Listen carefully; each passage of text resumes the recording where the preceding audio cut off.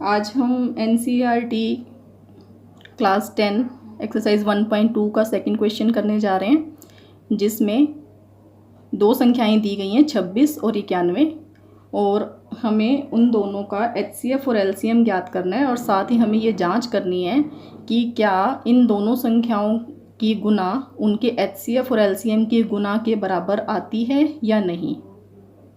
तो ये एक फॉर्मूला है कि HCF और LCM की गुना उन दोनों संख्याओं की गुना के बराबर आती है, ये हमेशा ही आनी चाहिए।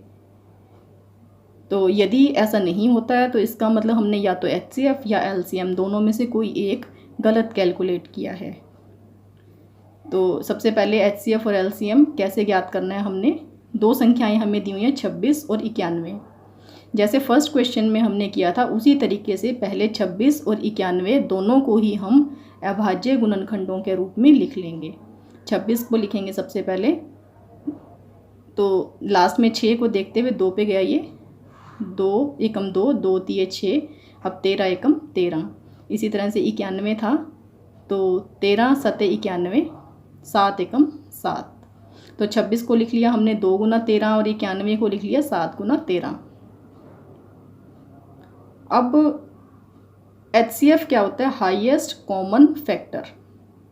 हाईएस्ट कॉमन फैक्टर यानी जो भी इनके अंदर कॉमन है, ज़्यादा से ज़्यादा कॉमन कितना है वो बताना है। हमने कॉमन पे सर्कल किया हुआ है, तो कॉमन कितना है 13, यानी HCF यानी हाईएस्ट कॉमन फैक्टर, महत्तम समापवर्त है, कितना आ गया 13।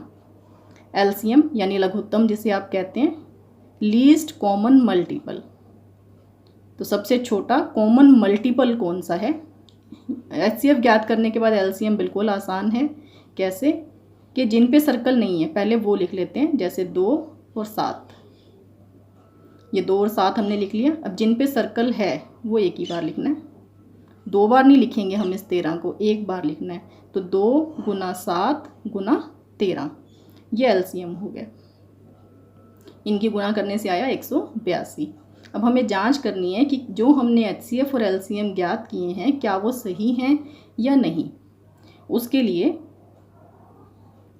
सबसे पहले हमने HCF और LCM की मल्टीप्लाई की, वो क्या आई 13 गुना 182 यानी 2366। अब जिन संख्याओं का HCF और LCM हमने ज्ञात किया है उन्हीं संख्याओं का गुणनफल ज्ञात किया, यानी किस किस का ज्ञात किया था हमने 26 और 91 का। तो 26 और 91 की गुना हमने कर ली, वो कितनी आई 2366। तो इक्वेशन 1 और 2 से आप देख सकते हैं दोनों ही 2366 आ रही हैं, यानी HCF गुना LCM दोनों संख्याओं के गुणनफल के बराबर होता है। इसी प्रकार इसी क्वेश्चन का सेकंड पार्ट वो हम देखते हैं।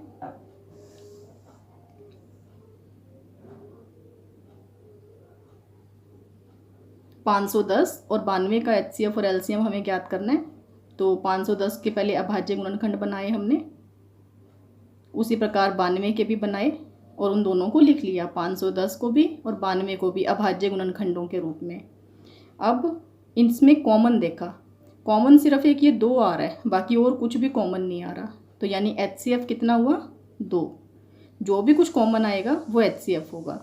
अब LCM के लिए क्या बताया था आपको कि जो कॉमन नहीं है पहले वो लिख लेते हैं सारे, या आप पहले HCF भी लिख सकते हो, बात एक ही है।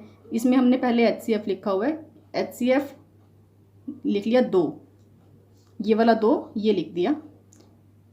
इसके बाद जिन पे सर्कल नहीं था वो सारे लिखने हैं, 5 3 17 2 23, 5 3 17 2 23, ये सब लिख दिए, ये वाले सारे अक्षर।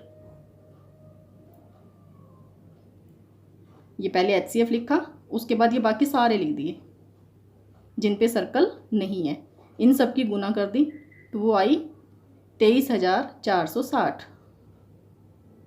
अब जांच करनी है कि हमने ये क्वेश्चन जो किया है वो सही किया है या गलत किया है।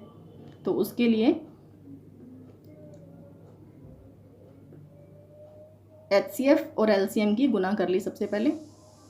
HCF और LCM की गुना यानी 2 गुना 23,460, ये आया 46,960।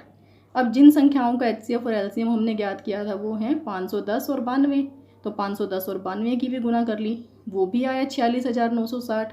यानी दोनों संख्याओं की गुना उनके एचसीएफ और एलसीएम की गुना के बराबर आई है। ये इसका सेकंड पार्ट था। इसमें हमें 336 और 54 का एचसीएफ और एलसीएम ज्ञात करना है। 336 के अभाज्य गुणनखंड हमने बनाए, फिर 54 के बनाए। तो 336 को अभाज्य गुणनखंडों के रूप में लिख दिया, 54 को भी लिख दिया। अब कॉमन देखा इनमें, आप देख रहे हैं कि एक तो ये 2 कॉमन है और एक ये 3, और कुछ कॉमन नहीं है।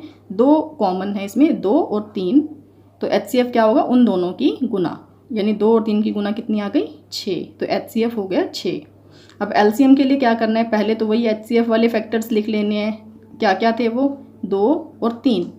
2 और 3 लिखने के बाद जिन पे सर्कल नहीं है वो सारे लिखने हैं, यानी 2 2 2 7, 2 2 2 7, 3 3 3 3। तो ये सारे जिन पे सर्कल नहीं था वो हमने लिख दिए। पहले एचसीएफ वाले लिख दिए, फिर जिन पे सर्कल नहीं था वो सारे लिख दिए। अब इनकी मल्टीप्लाई कर दी, वो आया 3024। तो हम एचसीएफ और एलसीएम ज्ञात कर चुके हैं। अब हमें उसकी जांच करनी है कि जो हमने किया है वो ठीक भी है या नहीं। उसके लिए वही तरीका, एचसीएफ और एलसीएम की पहले मल्टीप्लाई करेंगे। तो 6 और 3024 की मल्टीप्लाई आई 18144। अब दोनों संख्याओं की गुना करके देखेंगे कि क्या वही आती है कि नहीं। तो गुना किस किस की करेंगे, 336 और 54 की। 336 और 54 की गुना की, वो भी 18144, यानी जो भी हमने ज्ञात किया था वो बिल्कुल ठीक है।